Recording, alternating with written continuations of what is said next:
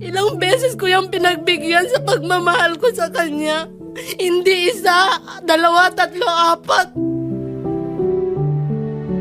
Kami magkasama sa hirap niya nung nag-a-apply siya. Nung nakatungtong na siya kung asan siya ngayon, iba na ang gusto niyang kasama, hindi na ako.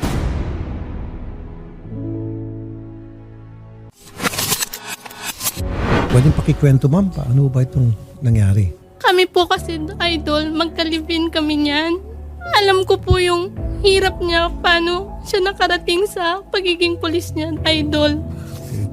Saksi po ako doon, idol. Kaya mahirap po sa akin na ako ang magre-reklamo sa kanya ngayon, idol. Pero hindi na tama, idol, yung ginagawa niyang pananakit sa akin at pagtrato po eh.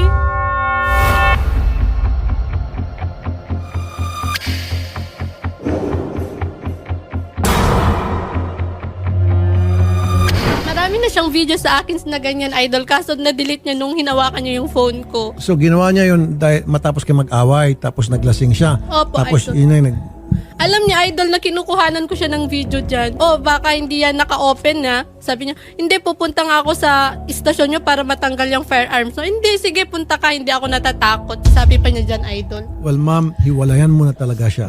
Opo, idol, yun po. Huwag na talaga kayo bumalik. Ngayon, lalo pat nagsumbong ka na rito.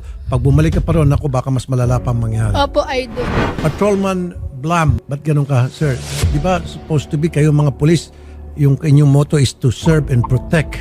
Hindi yung para manakot kayo at manakit at mangharas.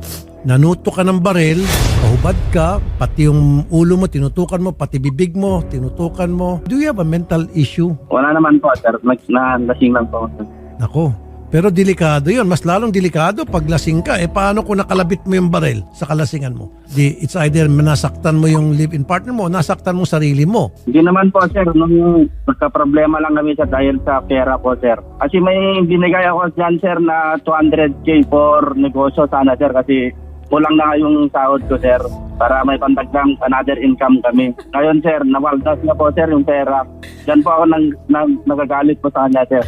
Hindi enough reason yan para ikaw ay magwala at manutok at pati sarili mo tutukan mo. Paulit-ulit niya ako sinasaktan, sir. November yun, sir. Pinalampas ko kasi may babae na siya, sir. Kaya nanlamig siya sa akin. Hindi totoo yung pera kasi wala sa akin na may pera tayo. Kaso hindi ganun yung reason. Nanlamig ka sa akin kasi may babae ka.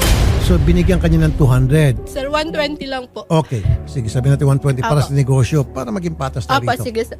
Parang insinuation niya na binigyan kanya ng pera para magkanegosyo kayo pero